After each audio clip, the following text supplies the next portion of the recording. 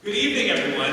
Good to see you, and thank you for surviving Snowmageddon and for making it out here this evening. So thrilled to have you here.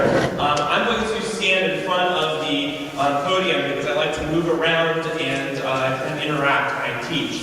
And I want to make sure also that everyone has a handout. We Jews like to use texts when we study, and I like to use a lot of texts and refer to a lot of texts. When I prepared some text today, it's also going to be important that you have a pencil or a pen because there's going to be some interactive exercises. Is that okay? Actually, you have no choice in the matter. That's okay.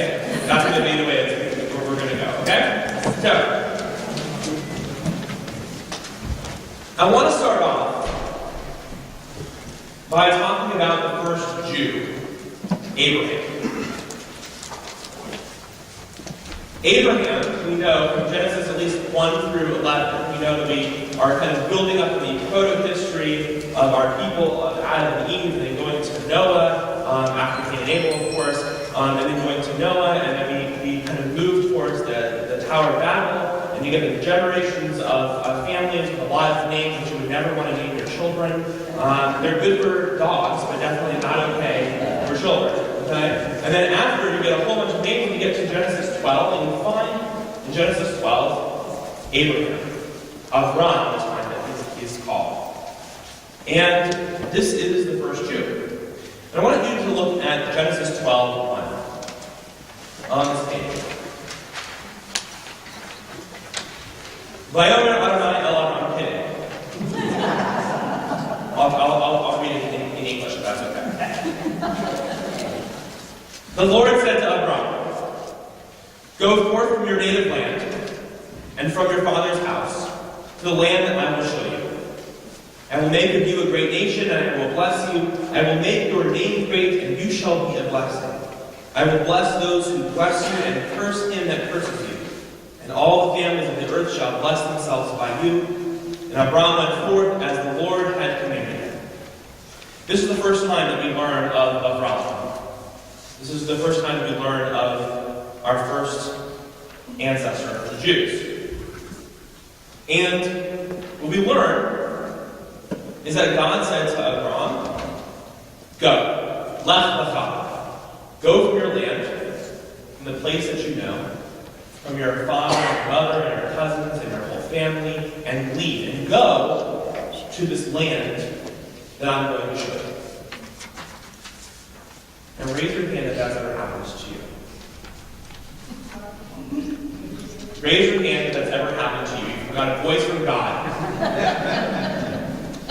I didn't say move. A voice from God calling out to you to say, "Go. Leave this place." What happened? It happened to you?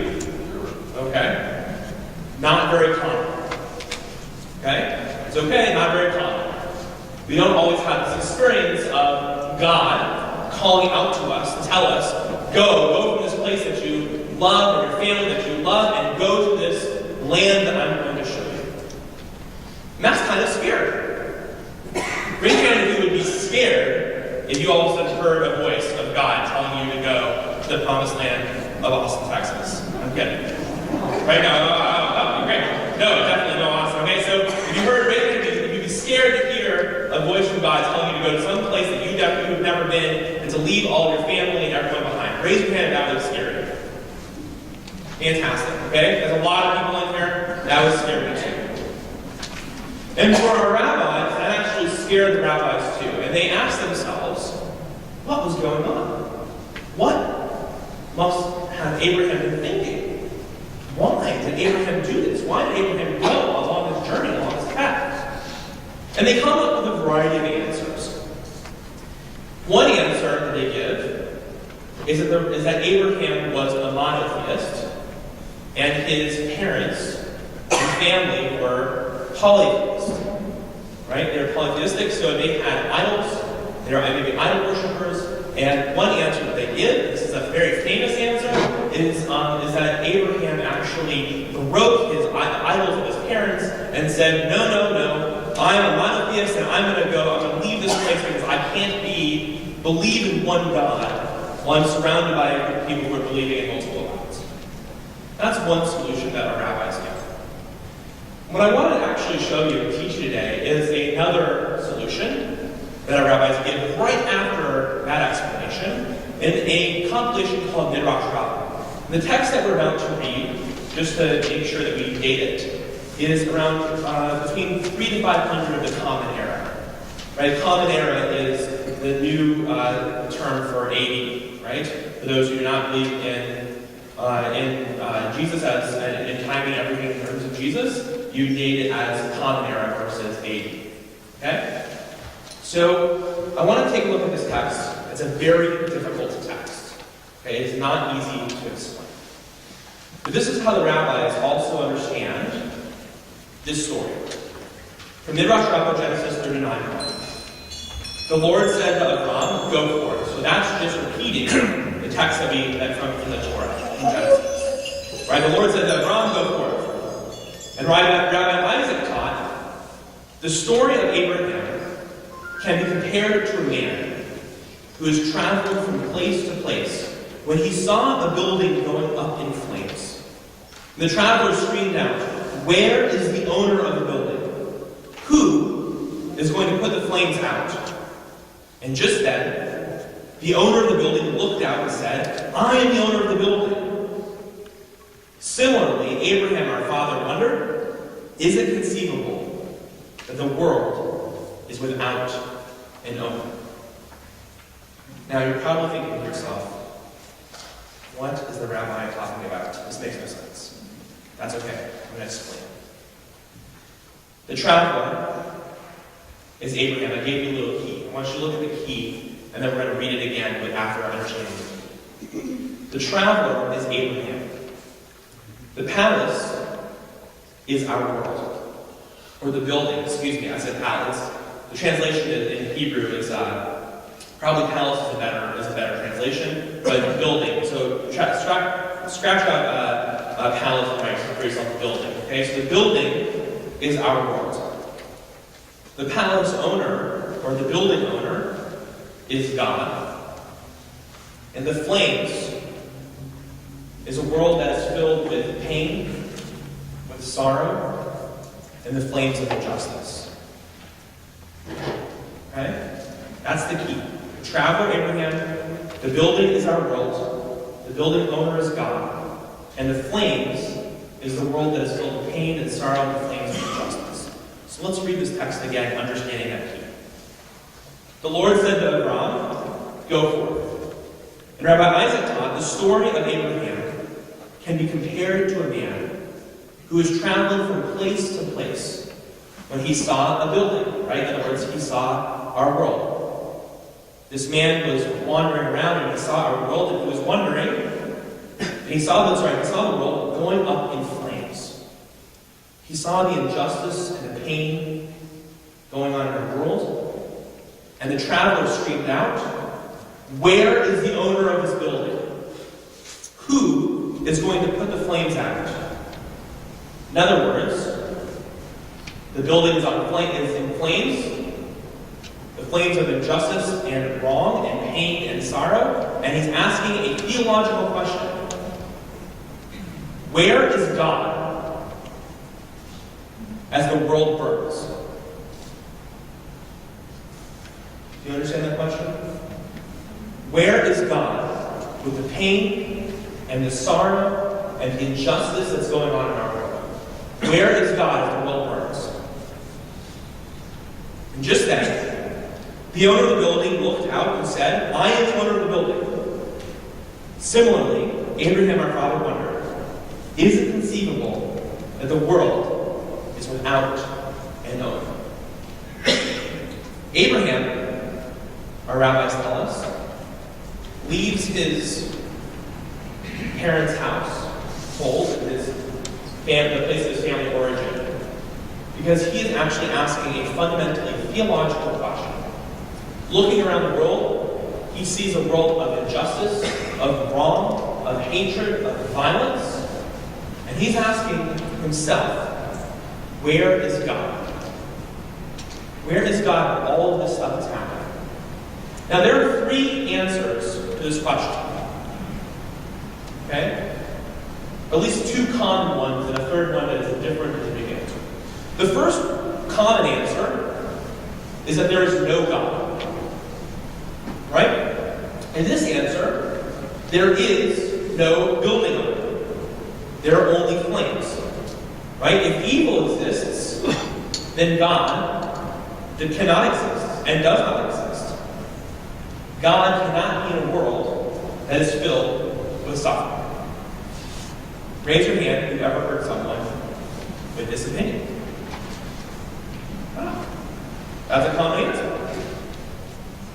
Okay? Now, here's another common answer, a second common answer.